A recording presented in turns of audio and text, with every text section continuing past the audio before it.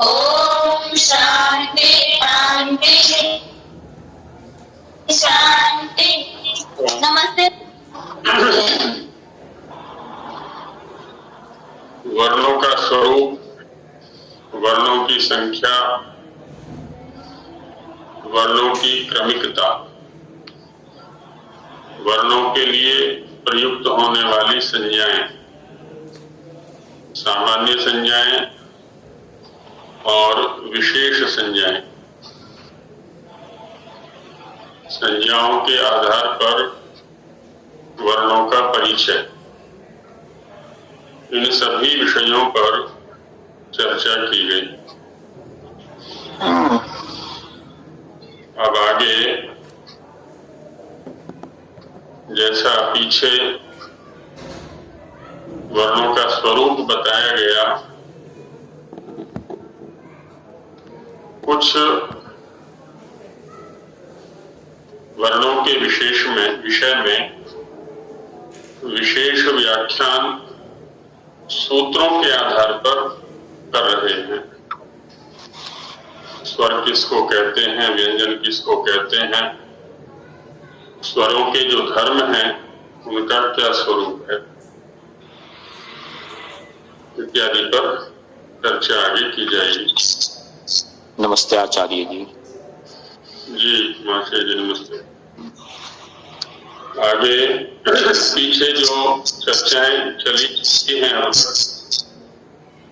उनमें किन्हीं की कोई जिज्ञासा तो नहीं है, कोई शंका? आचार्य जी मुझे थोड़ा सा पूछना था।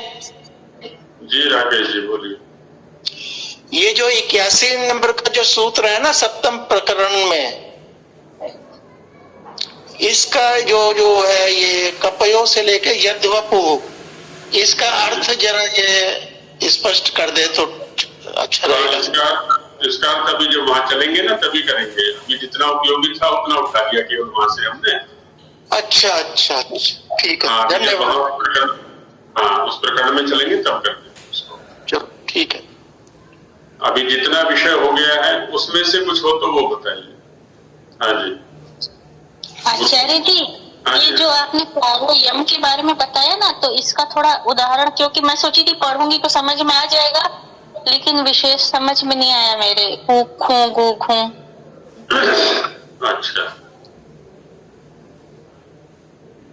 जैसे 81वें श्लोक में हमने उदाहरणों को जाकर के देखा था,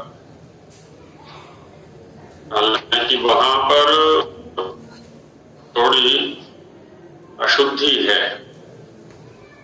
क आदि वर्णों को 2 बार लिखा हुआ है।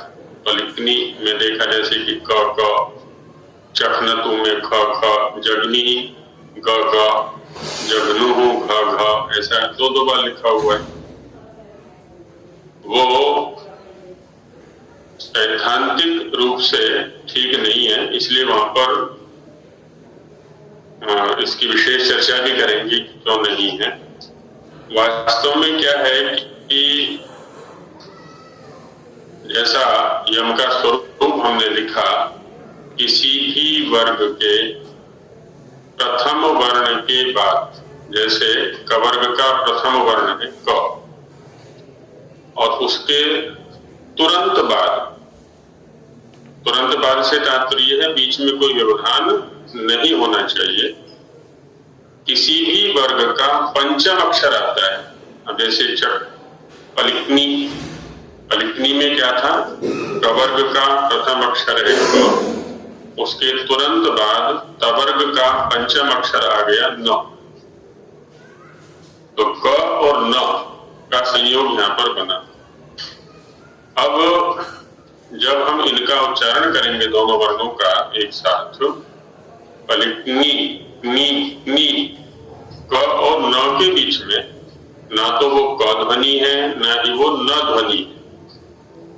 हाँ, जो बाद वाला वर्ण है पंचम वर्ण न, उससे उपहित अवश्य है, नासिक्य ध्वनि है वो विशुद्ध। तो जो कि आधी अथवा आदि से भी कम मात्रा की ध्वनि है, उसको इन्होंने यम कहा है। तो जब किसी वर्ग के प्रथम वर्ण के बाद किसी वर्ग का पंचम वर्ण होगा तो वहां जो उत्पन्न ध्वनि है वो नासिक के, उसका नाम होगा प्रथम यम, अथवा उसको नाम दे दिया इन्होंने कुं। ऐसे ही किसी भी वर्ग के द्वितीय वर्ण के बाद किसी भी वर्ग का पंचम अक्षर होगा तो उन द्वितीय और पंचम वर्ण के मध्य जो नासिक्य ध्वनि है उसका नाम होगा द्वितीय यम अथवा कुं। ऐसे ही किसी भी वर्ग के तृतीय वर्ण के बाद किसी भी वर्ग का अव्यवहित पंचम वर्ण उच्चरित होगा तो उन दोनों के मध्य जो नासिक्य ध्वनि है उसका नाम होगा तृतीय यम अथवा गुं। और चतुर्थ यम की यही स्थिति है, वो चतुर्थ वर्ण के साथ संबद्ध हो गया। तो पलिकनी प्रथम यम अथवा कुं का उदाहरण है, चखनतु द्वितीय यम अथवा गुं का उदाहरण है, जग्मी तृतीय यम अथवा गुं का उदाहरण है, जघ्नु चतुर्थ यम अथवा गुं का उदाहरण है। इसका लिप्यात्मक स्वरूप नहीं है, है ना, लिखने वाला स्वरूप यम का नहीं है, केवल ध्वन्यात्मक है, उच्चारणात्मक है। ऐसी स्थिति उपलब्ध होती है। जी धन्यवाद। जी बहन जी, कन्या गुरुकुल से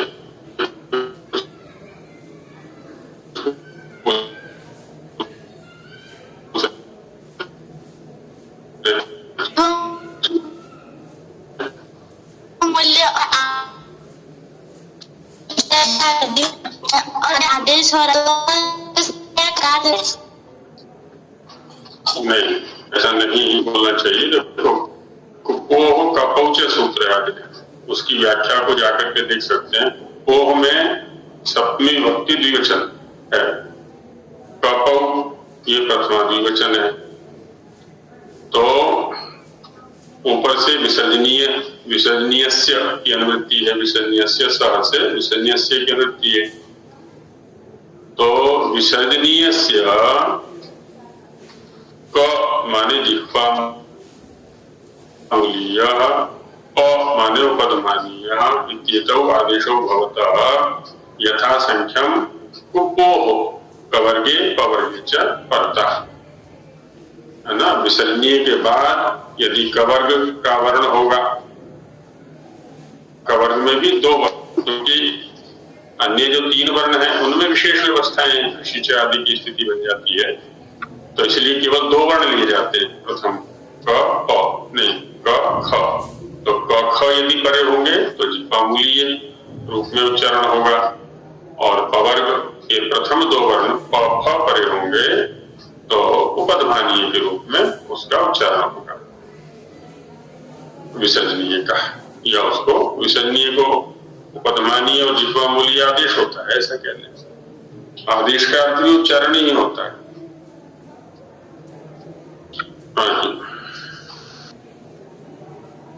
और किन्हीं का कुछ है? आचार्य जी, यहाँ पे पाफा क्यों लिए तथा क्यों नहीं ले सकते हैं? सूत्र क्या है? सूत्र क्या है जो अभी मैंने बोला था? कुप्पो का पहुंचा। वहां सीधा का हुआ कुप्वोहो, कुप्वोहो माने कवर्ग पवर्गयोः परतः, तो तवर्ग कहाँ से आ जाएगा? दूसरा कवर्ग का संबंध जिह्वामूल के साथ है, पवर्ग का संबंध ओष्ठ के साथ है, और इधर उपधमानीय का संबंध भी ओष्ठ के साथ है में, और जिह्वामूल का भी जिह्वामूल के साथ है। तो इसलिए कवर्ग या पवर्ग से ही अन्य के सिवा संबंध, अन्यत्र अन्य वर्ग के वर्णों के प्रयत्न आदेश होते हैं कि सटा हो जाए कोई अलग अलग। चलिए, हाँ जी, वो उसके लिए जब दीर्घ भेद और लिखा कैसे जाएगा? हाँ, जैसे हम री को लिखते हैं, री हमारे सामने लिखा हुआ है जी, रे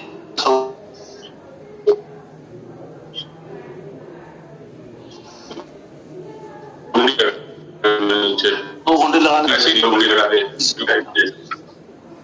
हाँ जी, कुछ करेंगे जी आचार्य जी, अब जैसे हमने ये देखा कि यम इतने प्रकार से उनका उच्चारण होता है, तो आप यमों की एक बार गिनती और करवा दीजिए, क्योंकि में हमने देखा था कि 4 होते हैं, उनमें भी फिर जैसे हाँ। उच्चारण की दृष्टि संख्या की दृष्टि से जो मैं आपका जिज्ञासा का आशय समझ पा रहा हूँ, हाँ, हमारे पास में 20 वर्ग है, क्योंकि प्रत्येक वर्ग के 4 वर्ण लिए जाएंगे, द्वितीय, तृतीय, चतुर्थ, और पंचम तो परे रहेगा, बाद में रहेगा। जैसे वर्ग 5 ही है, वर्ण भले ही 25 हो, लेकिन वर्ग 5 ही है, और उनका नाम भी नियत हो गया प्रथम वर्ण के आधार पर, कु, चु, टू, तु, कु, या कवर्ग, चवर्ग, टवर्ग, तवर्ग और पवर्ग। ठीक वैसे ही यम की 4 ही हैं।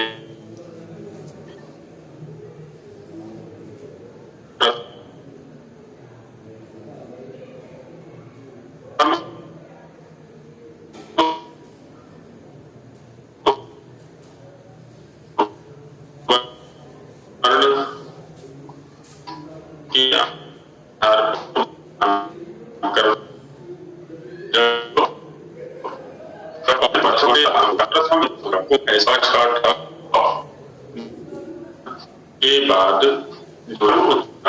उसका नाम होगा द्वितीय यम अथवा खुं, ऐसे ही ग, ड, ड, द, ब तृतीय वर्ण के बाद जो यम उच्चरित हुआ उसका नाम होगा तृतीय यम अथवा गुं, घ, ढ, ढ, ध, भ।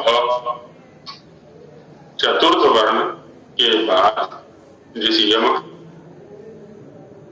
का उच्चारण होगा उसका नाम चतुर्थ। शिक्षा काल में जब हम आगे इसमें बाह्य प्रयत्नों में चलेंगे, वहां यम के लिए प्रथम, द्वितीय, तृतीय, चतुर्थ इन्हीं संज्ञाओं का प्रयोग किया होगा, अन्य किसी संज्ञा का प्रयोग नहीं है ना। प्रथम यम, द्वितीय यम, तृतीय यम, चतुर्थ यम, इन्हीं शब्दों का प्रयोग है। और स्थान प्रकरण में देखेंगे तो वहां स्थान का संकेत किया है अनुस्वार यमाह नासिक्याः। अनुस्वार और यम ये विशुद्ध नासिक्य वर्ण है ना, केवल नासिका से उच्चरित होने वाले। अन्य किसी मुखगत स्थान का सहयोग अनुस्वार अथवा यम के उच्चारण में नहीं है, तो विशुद्ध नासिक्य हैं। एक शास्त्रीय स्तर पर इनका नाम प्रथम, द्वितीय, तृतीय, चतुर्थ ये है।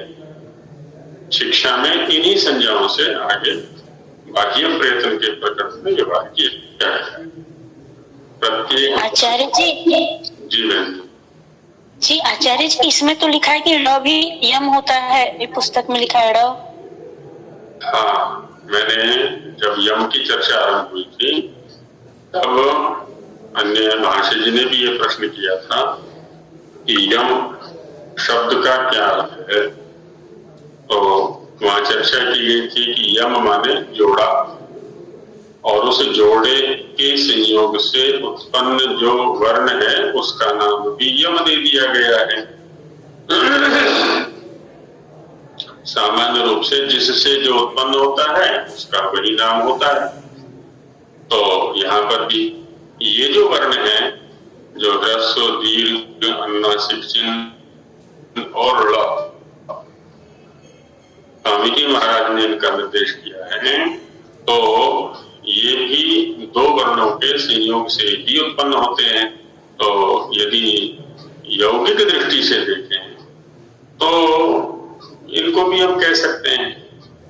संभव है किसी ग्रंथ में इनका भी यम के रूप में उल्लेख रहा हो, लेकिन अभी जो उपलब्ध वैदिक साहित्य है, लक्षण ग्रंथ हैं, उनमें ह्रस्व और दीर्घ जो पहले वाले दो वर्ण हैं, ये यजुर्वेदियों के यहाँ पर सुरक्षित हैं। अनुस्वार के स्थान पर आदेश होता है। अनुनासिक है, ये सामान्य है, सभी के यहाँ पर है। मुखनासिका वसनोनासिका, ये द्वारा संकेत है इसका। जो ळ है तो वैदिक क्षेत्र में ये ऋग्वेदियों के पास सुरक्षित है।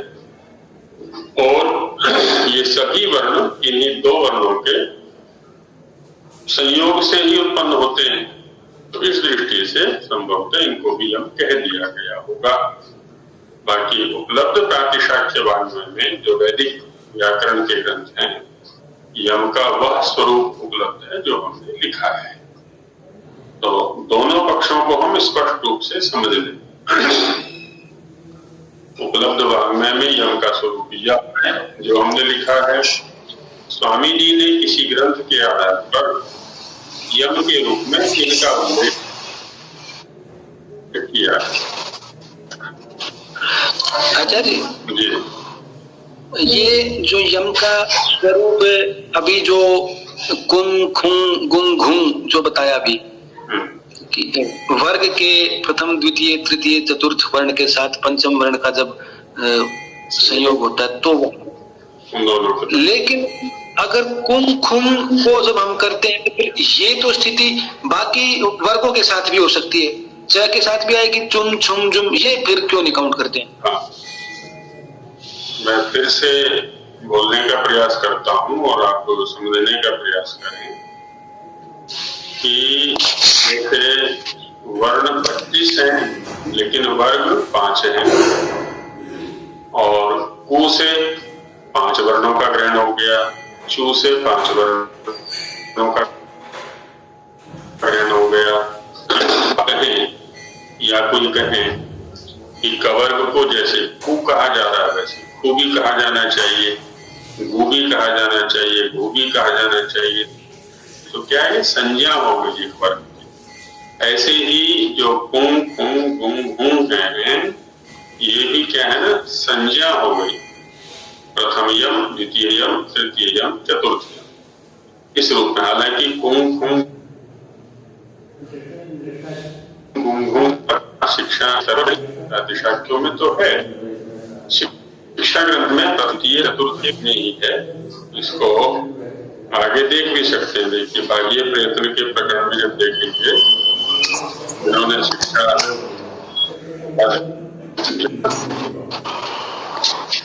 आचार्य जी, इसको क्या हम ऐसे कह सकते हैं कि जैसे कवर्ग बोलते हैं तो वो क ख ग घ ङ का प्रतिनिधित्व करता है, इसी तरह कु जो है वो कु चू क च ट त प के साथ जब 5वां लगता है उसका प्रतिनिधित्व कर रहा है, तो वो एक कैटेगरी का नाम हो गया है। बिल्कुल एकदम ठीक बात है, यही है। देखिए पृष्ठ 17 पर और 16 पर 61वें सूत्र में प्रथम द्वितीय यमौ, ऐसे ही 63वें सूत्र में यमौ च तृतीय चतुर्थौ, प्रथम द्वितीय तृतीय चतुर्थ, इन शब्दों का प्रयोग किया है। स्वामी जी के द्वारा वर्णित जो यम है उनका किसी भी प्रकार से न निषेध कर रहे हैं न खंडन किया जा रहा है, बल्कि हम एक तुलनात्मक अध्ययन कर रहे हैं। स्वामी जी के द्वारा इनका निर्देश किया गया है, उपलब्ध जो प्रातिशाख्य ग्रंथ है उनमें उनका उल्लेख किया गया। बाकी जहां तक सत्यवान जी का जो कथन है, प्रतिवर्ण जाकर के हम देखेंगे तो कह सकते हैं उनको, तो 20 यम हो जाएंगे वो। लेकिन जैसा अभी नलिनी बहन जी ने कहा कि वो एक कैटेगरी है, एक वर्ग का नाम दे दिया गया उसको। जैसे क ख ग घ ङ, इन पांचों को एक नाम दे दिया गया। ऐसे ही क च ट त प से संबद्ध यम को एक नाम दे दिया गया, या प्रथम यम। तो ऐसे 4 हो जाते हैं, अंदर घुसेंगे तो 20 हो जाते हैं फिर।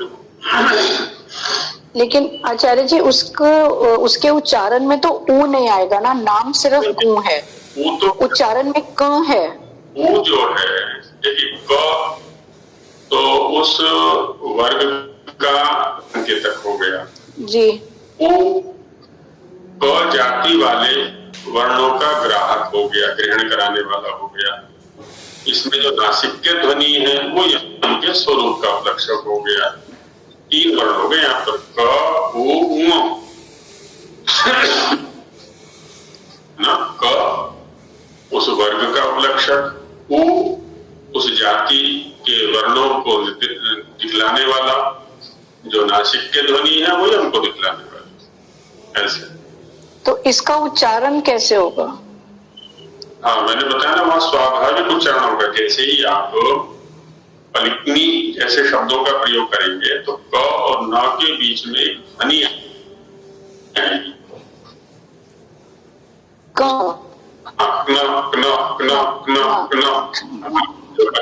जैसे बोले पलिकनी, तो क और न के बीच में जो ध्वनि आएगी है ना, उसको अलग से नहीं दिखा सकते। क्या से हम लिख दिखा दें या विशुद्ध रूप से उसी का उच्चारण करके दिखा दें, तो ये संभव नहीं, क्योंकि वो संयोगिक स्थिति लिए हुए हैं, सामुदायिक स्थिति लिए हुए हैं। तो स्वतंत्र सत्ता उसकी नहीं है। जैसे अ की स्वतंत्र सत्ता है, वैसे उसकी स्वतंत्र सत्ता नहीं है। वो संयोगिक सत्ता है उसकी, नासिक्य ध्वनि के रूप। जी धन्यवाद। हाँ, तो ये पक्ष खाली, चूंकि हम शास्त्र का अध्ययन कर रहे हैं और शास्त्र से तात्पर्य होता है किसी भी विषय को खुलकर या खोल करके समझना, एक विवेचन करते हुए समझना। जो जो स्वरूप हमें आज उपलब्ध है परंपरा से, है ना, उन पक्षों को सामने रख करके ये आचार्य ऐसा मानते हैं, ये आचार्य ऐसा मानते हैं, तो केवल इस रूप में समझने के लिए ये पक्ष रखे जाते हैं। हाँ,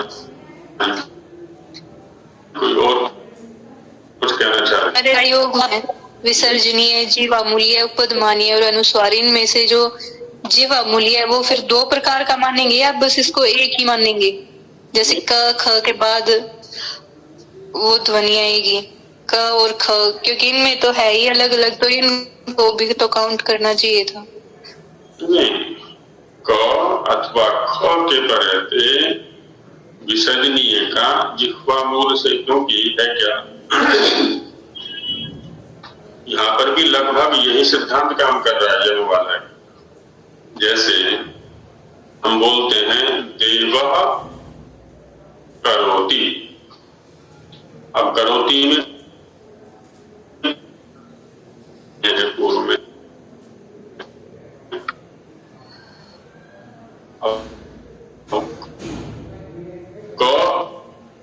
का जो उत्तर है उत्तर भारत में लगभग संशय नहीं है। तो जो विसर्जनीय है वह भी जो परिवर्तित ध्वनि क है, क कह ले या ख कह ले, क भी जिह्वा मूल से उच्चरित होता है, ख भी जिह्वा मूल से उच्चरित होता है, उसके साथ संयुक्त होकर के उच्चरित होगा विसर्जनीय। जैसे जिन्होंने संधियां पढ़ी हैं, तो संधियों में क्या होता है, चाहे वो अच संधि है चाहे व्यंजन संधि है, ये भी एक प्रकार का व्यंजन संधि है। तो कहीं तो पूर्व वाले वर्ण में विकृति आती है, कहीं पर वाले भी वर्ण में विकृति आती है, कहीं दोनों में ही विकृति आकर के कोई तीसरा वर्ण ही स्थान ले लेता है। क्यों होता है ये? जब 2 वर्ण अव्यवहित रूप से उच्चरित होते हैं, जिसको कहा ना परः सन्निकर्ष संहिता। परः माने अत्यंत, सन्निकर्ष माने सन्निकटता, समीपता। तो जब किन्हीं दो वर्णों का हम अत्यंत समीपता से माने बिना किसी व्यवधान के उच्चारण करते हैं तो वहां निश्चित रूप से कोई विकृति जन्म ले लेती है। तो या तो पहले वाले में विकृति हो जाती है या दूसरे बाद वाले में विकृति हो जाती है। कभी दोनों सुरक्षित रहते हैं, दोनों के मध्य में कोई ध्वनि उत्पन्न हो जाती है। तो यहाँ जो पूर्व वाला विसर्जनीय है, देव विसर्जनीय और करोति क, तो विसर्जनीय को जब हम क के साथ बोलेंगे सांगीतिक रूप में, सन्निकृष्ट रूप में, तो उसमें विकृति आ गई। विकृति ये आ गई कि वो आधा सा हो गया, आधा सा होकर के, है ना, वो भी हालांकि विसर्जनीय का जो स्थान है, स्थान प्रकरण में जाके देखेंगे तो अपूह विसर्जनीय कंठ्या माने जहां से कवर्ग का उच्चारण होता है वहीं से विसर्जनीय का भी उच्चारण होता है। लेकिन यहाँ विसर्जनीय कवर्ग के इतना समीप पहुंच गया कि उसने लगभग उसी का रूप धारण कर लिया या उसी की गोद में बैठ गया जाकर के, उसी के जैसा दिखने लगा है। संगति का असर हो गई। संगति का असर ये होता है। तो वर्णों में सर्वत्र यही है। ऐसी पवर्ग की गोद में बैठ गया जाकर के विसर्जनीय, तो वो पवर्ग जैसा दिखाई पड़ने लगा है। तो इसलिए वहां वो प्रधानीय के रूप में आ गया, ओष्ठ्य पर आ गया, यह जिह्वा मूल में पहुंच गया है। इतना रहता है।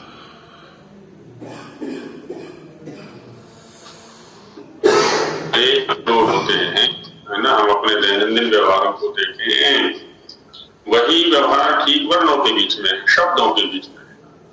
शब्द या वर्ण भी एक दूसरे से प्रभावित होते हैं, जैसे हम प्रभावित होते हैं। हम प्रबल होंगे तो दूसरा वाला हमसे प्रभावित हो जाएगा, दूसरा प्रबल होगा तो उससे हम प्रभावित हो जाएंगे। कभी उसके कारण हमारे अंदर विकृति, कभी हमारे कारण उसमें विकृति, ये चलता रहता है। ऐसी वर्णों में भी है, शब्दों में भी यही है। और शब्द जगत में प्रवेश करेंगे तो इन प्रभावों से परिचित होंगे कि कैसे कैसे पूर्ववर्ती या परवर्ती शब्द या वर्ण प्रभावित होते हैं। उनके अर्थ भी बदल जाते हैं, केवल ध्वनि ही नहीं बदलती, अर्थ भी बदल जाते हैं, अर्थ भी प्रभावित होते हैं संगति के कारण से।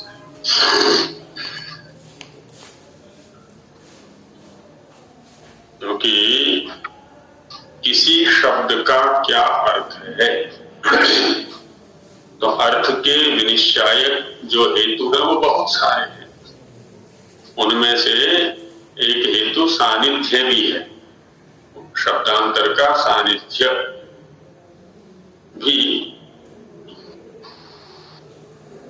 हेतु है। हमें एक अनेकार्थक शब्द का यहाँ क्या अर्थ लें, तो शब्दांतर के सानिध्य से निश्चय होता है कि यहाँ पर इसका यही अर्थ है, कोई अन्य अर्थ नहीं। तो जो सानिध्य है, जो सन्निधि है, जो संगति है, बड़ी प्रभावशाली होती है। जड़ों में भी होती है, चेतनों में भी होती है। ऐसे तो आगे बढ़ते हैं।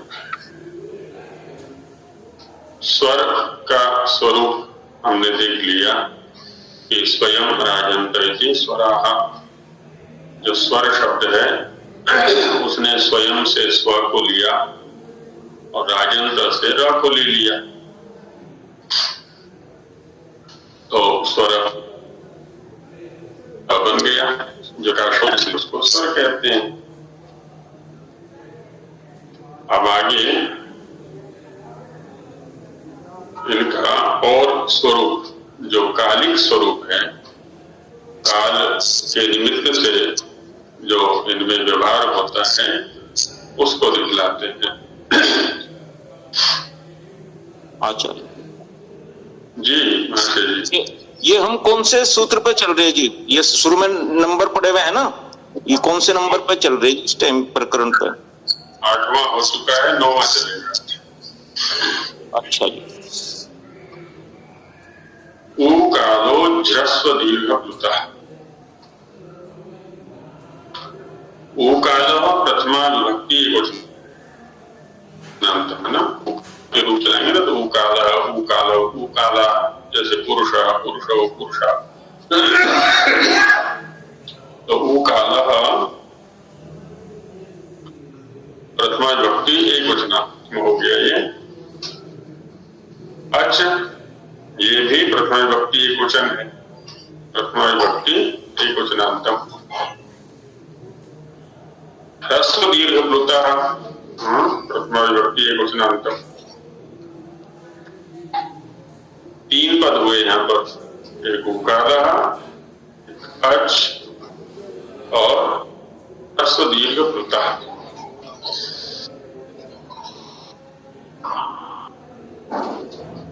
काल, काल शब्द से सब परिचित हैं। काल माने समय, और ऊ जो है एक वर्ण है।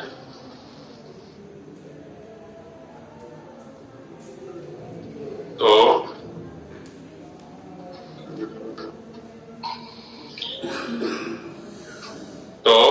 ऊ एक वर्ण है।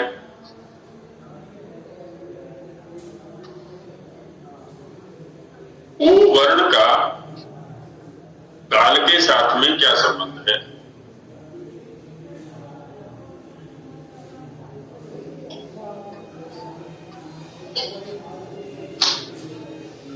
तो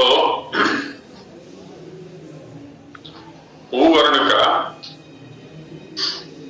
अब देखिए वर्ण स्वरूप में कैसे आता है, इसकी चर्चा पहले कर चुके हैं। एक क्रिया के माध्यम से किसी भी क्रिया को होने में कुछ काल की अपेक्षा होती है। कोई भी क्रिया करेंगे हम तो कोई ना कोई काल वहां पर लगता है। तो जो किसी वर्ण के उच्चारण की जो क्रिया है उसमें लगने वाला जो काल है, समय है, उस काल को उस वर्ण का काल कह दिया। किसी वर्ण की उच्चारण क्रिया में लगने वाले काल को उस वर्ण का काल कह दिया। तो ऊ काल माने उकार का काल। उकार का काल माने उकार के उच्चारण में या उच्चारण क्रिया में लगने वाला जो काल है, समय है, उसको उकाल कह दिया। और यहां जो ऊ वर्ण है, ये उकार शब्द में, इसमें 3 उकार है। मात्रिक माने 1 मात्रा वाला, द्विमात्रिक 2 मात्रा वाला, 3 मात्रा वाला। उनका एक शेष करके निर्देश किया है। जैसे हम पुरुषाः शब्द का प्रयोग करें तो पुरुषाः में कितने पुरुष?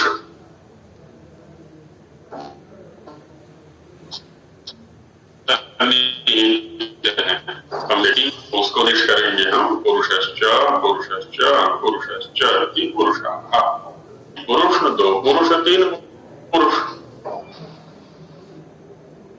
और भी हो सकते हैं। तो वैसे ही यहाँ पर भी उश्च ऊश्च ऊश्च इति वः, जब ऊ शब्द के रूप चलाएंगे, जैसे गुरु शब्द के रूप चलाते हैं, गुरु गुरु गुरवः, ऐसी ऊ शब्द के रूप चलाएंगे, उह ऊ वः। तो उश्च ऊश्च ऊश्च इति वः। वाम कालः उकालः, है ना। इन उकारों का जो काल है उसका नाम हो गया उकार। अब यहां जो उकार शब्द है वह अच का विशेषण है, क्योंकि आगे रखा हुआ अच शब्द को। अच का विशेषण बनाने के लिए हम इसमें बहुव्रीहि समास करेंगे। उ काल इव कालो यस्य सः उ काल, एक काल शब्द का लोप कर दिया। तो अब क्या अर्थ बन गया उकाल शब्द का? उ वर्ण के की उच्चारण क्रिया में लगने वाले काल के सदृश के समान जिस अन्य वर्ण की उच्चारण क्रिया में समय लगता है, उस वर्ण को भी हम उकाल वर्ण कहेंगे। उस अच को भी हम उकाल अच कहेंगे। तो उकाल उकाल उकाल ऐसे तीन शब्द हो गए। एक मात्रा वाले के साथ संबंध, दूसरा द्विमात्रा वाले के साथ संबंध, तीसरा त्रिमात्रा वाले के साथ संबंध। अच ये प्रत्याहार है जिसमें सारे स्वर आ जाते हैं। तो इस प्रकार से उ काल जो निर्देश है यहाँ पर, इसका स्वरूप कुछ स्पष्ट हो गया होगा। रस दीर्घ प्लुत तीन संज्ञाओं का निर्देश है।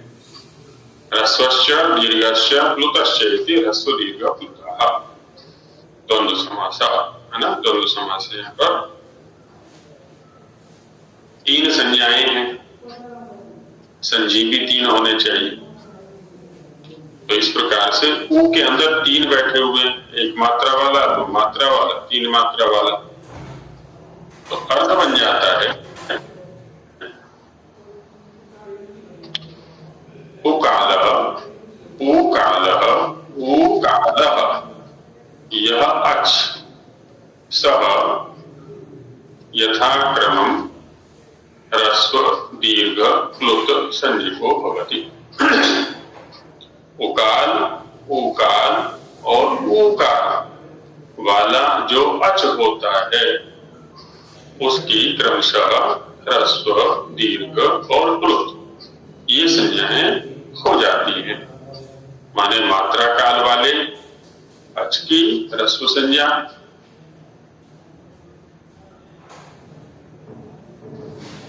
दो मात्रा काल की दीर्घ संज्ञा, तीन मात्रा काल वाले अच की प्लुत संज्ञा होती है।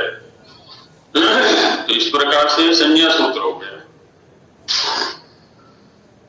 सूत्र का स्वरूप और अर्थ स्पष्ट हो गया होगा। बाकी ह्रस्व दीर्घ प्लुत इनका प्रयोग हम पीछे देख चुके हैं, आ इत्यादि में। वही अच्छा जी, ये उ काल हम समास हमने पूरे समास कि उकादः इव कालो यस्य, उकार के समान काल जिसका। और क्योंकि वो जो उ काल है वो तीनों उकार का प्रतिनिधि है, एक मात्रिक का, द्विमात्रिक का और प्लुत का, त्रिमात्रिक।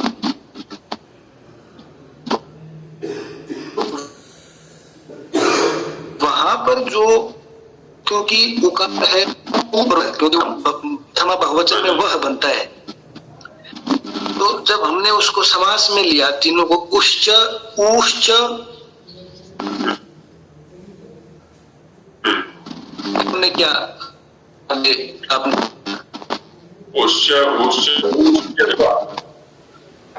उश्च ऊश्च ऊश्च इति वह।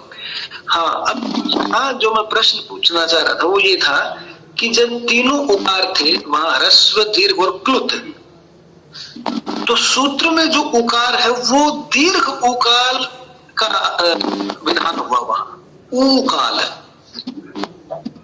वहां प्लुत उकार का विधान क्यों नहीं हुआ? संधि प्रकरण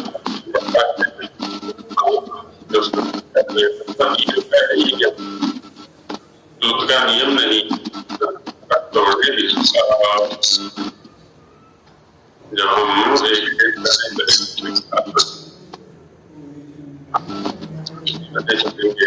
मेरी आवाज सही से नहीं आ रही। सत्यवान जी अपना माइक बंद कर ले तो आवाज आएगी। हाँ, माइक में गड़गड़ हो रही है।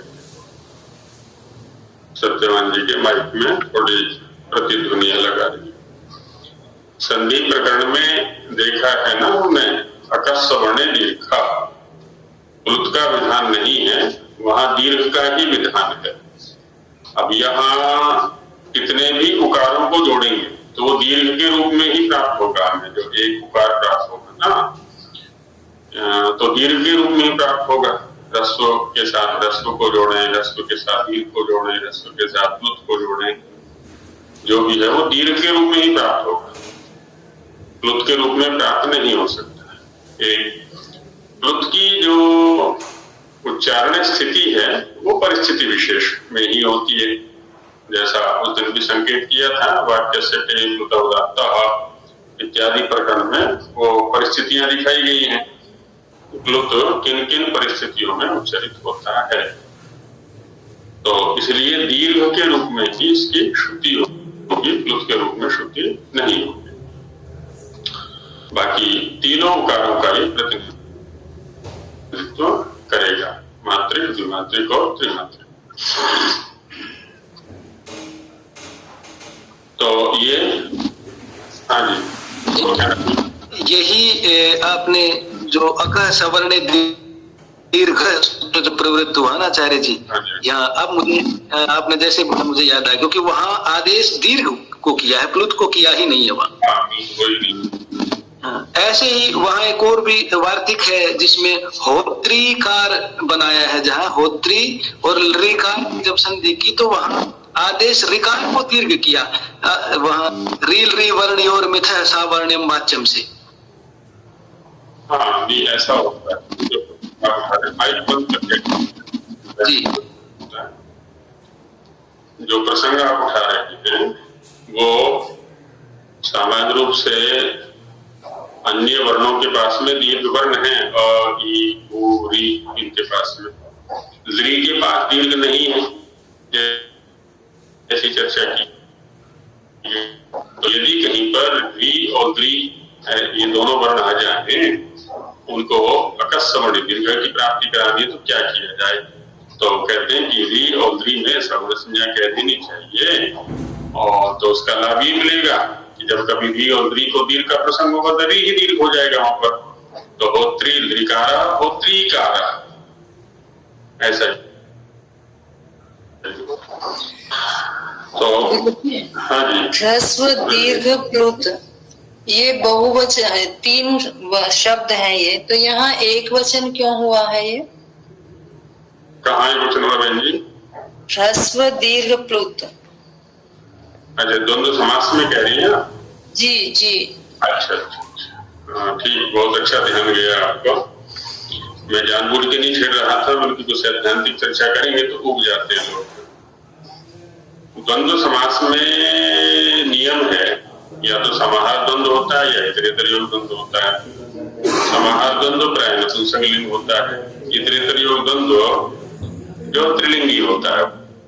उत्तर पद के अनुसार लिंग की व्यवस्था होती है और वचन की व्यवस्था होती है। तो द्वंद्व अब यहाँ पर इतरेतर योग द्वंद्व मानेंगे, और एक नियम आप लोगों ने जिन्होंने व्याकरण पढ़ा है थोड़ा बहुत उन्होंने सुना होगा, सर्वो द्वंद्वो विभाषयिकवत् भवति। द्वंद्व मात्र में विभाषा विकल्प करके एक पद भाव है ना, एकार्थकता की प्रवृत्ति हो जाती है। तो इतरेतर योग द्वंद्व में भी कहीं कहीं एक वचन की श्रुति है। अष्टदेह के अनेक सूत्रों में ऐसी स्थिति उपलब्ध होती है, तो एक वचन से भी निर्देश हो जाता है। तो ह्रस्व दीर्घ ऐसा। आचार्य जी, जी, ये जो ये जो ऊ कालो है, ऊ कालो, ये उषा काल में भी इसका अर्थ निकलता है क्या? उषा काल में जो मुर्गा बोलता है हर्ष व दीर्घ। बिल्कुल, जब पीछे चर्चा चल रही थी हमारी, वहां संकेत किया था मैंने इस बात का। कुछ लोग ये शंका करते हैं इसके ऊपर कि सर्वप्रथम यदि अवर्ण आ रहा है, आप अपना माइक बंद कर लीजिए शंका करके, तो अवर्ण आ रहा है तो आकाल कहना चाहिए था, यहाँ पर उकाल जो रख दिया है। तो ऋषियों के निर्देश ऐसे होते हैं स्पष्ट कि वर्ण का निर्देश भी कर दिया और उसका जो स्वरूप है वो भी प्रकृति से प्राप्त हो जाए। तो मुर्गा गांवों में प्राय बोला ही करता था, मुर्गा पालन होता था वहां पर। तो मुर्गा जो है ना, तीनों मात्राओं का उच्चारण करता है एक बार में। जब मुर्गा माने देसी मुर्गा, ये पोल्ट्री फार्म वाले नहीं, क्योंकि इनके पास तो ध्वनि नहीं है बेचारों के पास में। तो जो देशी मुर्गा होता है उसको बोलते हुए सुने कभी, तो वो ऐसे ही बोलता है और वो उकार का जो उच्चारण करता है, इसलिए उसी को रख दिया है यहाँ पर। तो ध्वनि साम्य है। मैंने खुद सुना है बचपन में, बोलते मुर्गे को बोलते। हाँ बिल्कुल बिल्कुल ऐसा ही होता है। औरों को भी सुना दे, जो शहर वाले हैं उनको भी अपने गांव में ले जाके सुनाए तो सुन लेंगे। तो ये कहता है। अब इस अच को लेकर के हम आगे चलेंगे। उकालो अच में से अच जो वर्ण है इसका अधिकार आगे लेके चलेंगे। उच्चैरुदात्त नीचैरुदात्त समान स्वरित में भी इसका अधिकार जाएगा अच का। उच्चैः अव्ययपदम उदात्त प्रथमा एकवचनांत है ना। उच्चैः पद जो है ये अव्यय पद है जिसके रूप नहीं चलते हैं, और उदात्त ये प्रथमा विभक्ति का एक वचन है।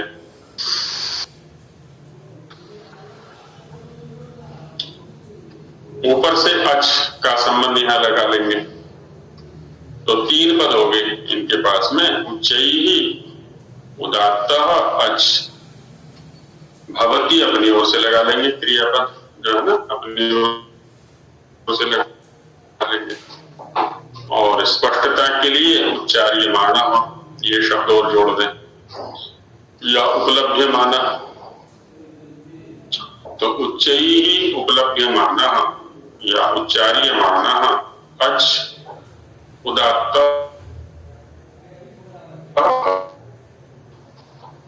तो उदात्त अनुदात्त स्वरित ये धर्म है। धर्म का धर्मी के साथ या गुण का गुणी के साथ जो निर्देश किया जाता है,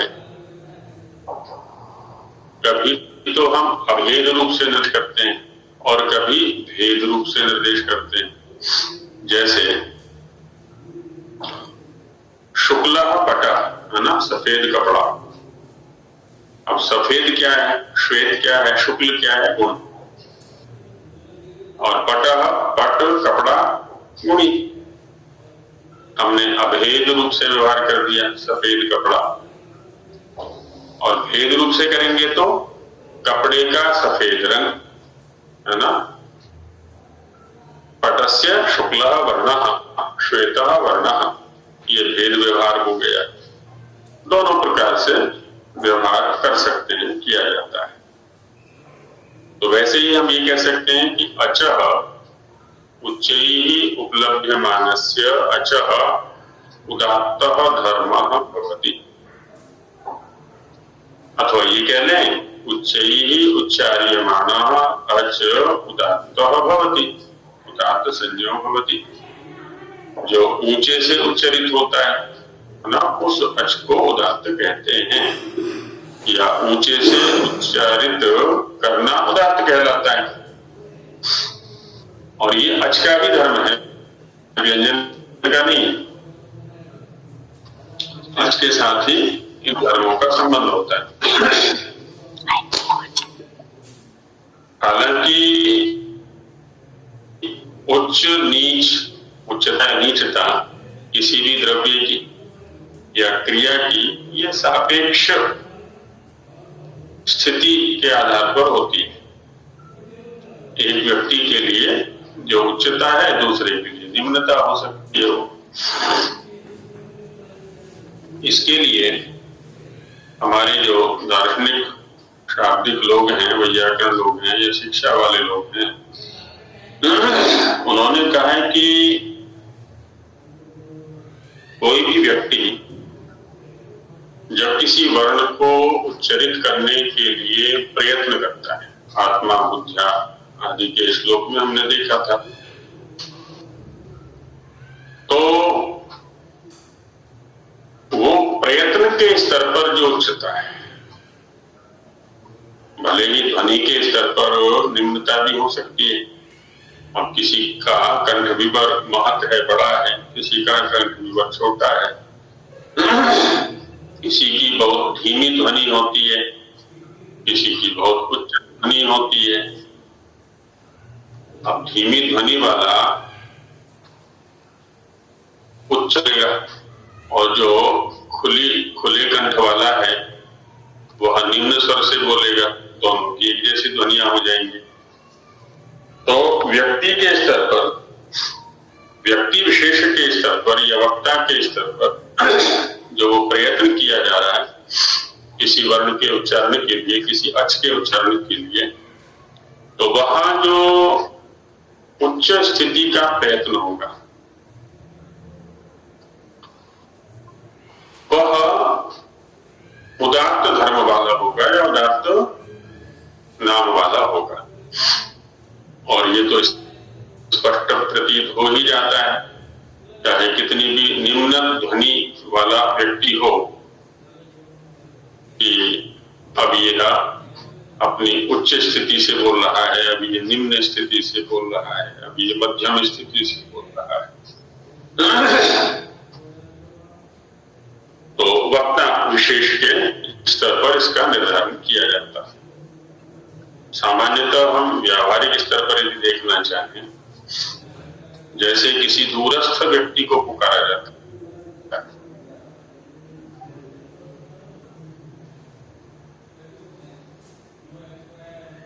बोलना होता है, तो हमारा यह अंतिम अच है, यहाँ का जो अंतिम अच है उसको उत भी बोला जाता है और उदात्त भी बोला जाता है ना। माने देव नामक कोई व्यक्ति है और वो दूर खड़ा हुआ है, हम कैसे बुलाते हैं?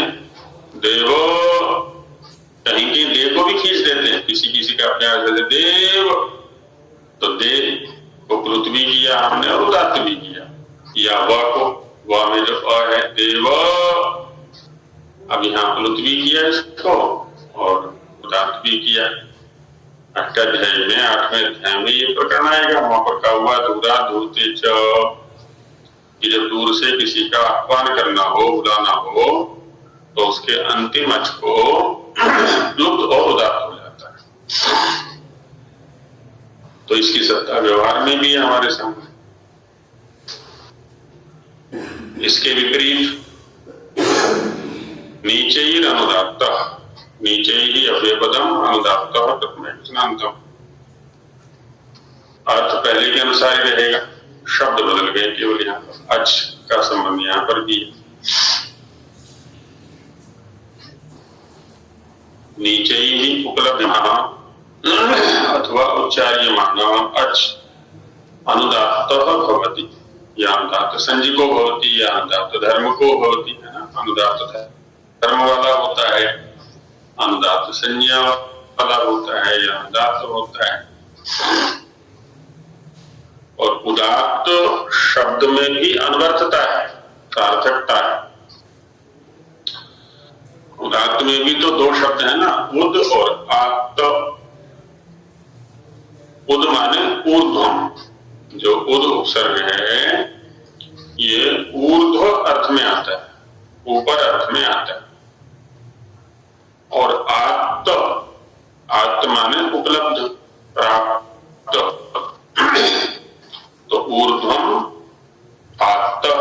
ही उदात्त है।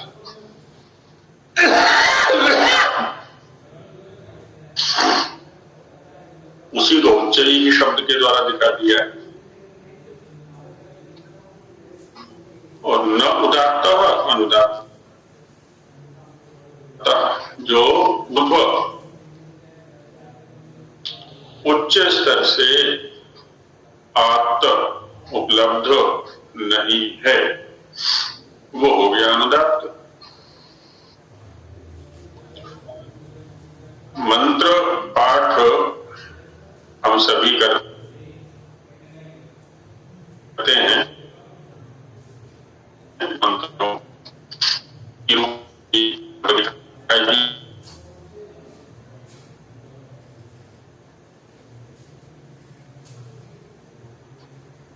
उनमें कुछ चिन्ह लगे रहते हैं,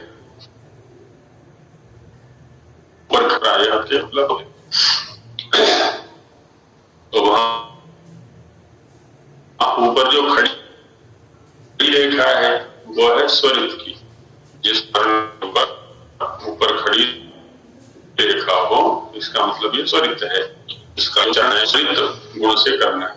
और नीचे पड़ी रेखा है इसका वो अनुदात्त है, उसका जो उच्चारण है कुछ निम्न ध्वनि से करना है। और जिस पर कोई उच्चारण नहीं है, वह जिस पर कोई चिन्ह नहीं है, ना तो खड़ी रेखा है ना ही नीचे पड़ी रेखा है, इसका मतलब वो उदात्त है। अन्य दोनों वर्णों की अपेक्षा इसका जो उच्चारण है कुछ उच्च ध्वनि से होगा, ये संकेत रहता है। जिन्होंने संगीत का अभ्यास किया है शास्त्रीय से, आधुनिक जो हो हल्ले वाला है वो नहीं, डीजे वाला, अपितु शास्त्रीय ढंग से जिन्होंने रागों के आधार पर, स्वरों के आधार पर संगीत का अभ्यास किया है, वहां पर भी ये स्वर है, उदात्त अनुदात्त स्वरित, वहां पर भी वहां पर की जाती है संकेत करने के लिए। नाम अलग है वहां पर, लेकिन स्थिति यही है।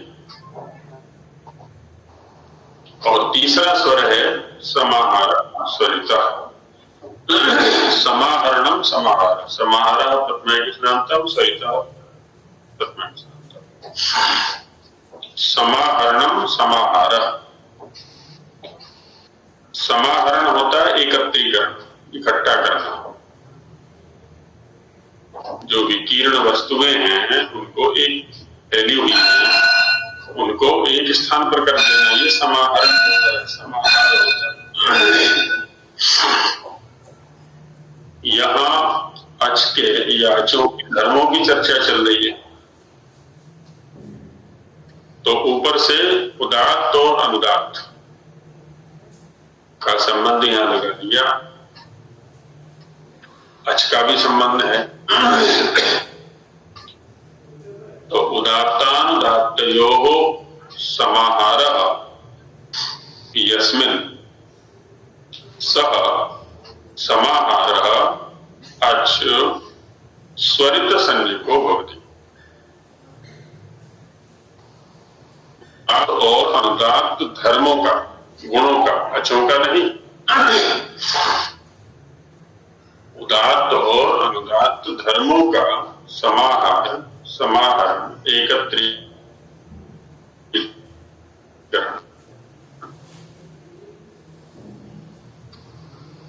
जिस अक्षर होता है, जिस उस का नाम है स्वरित।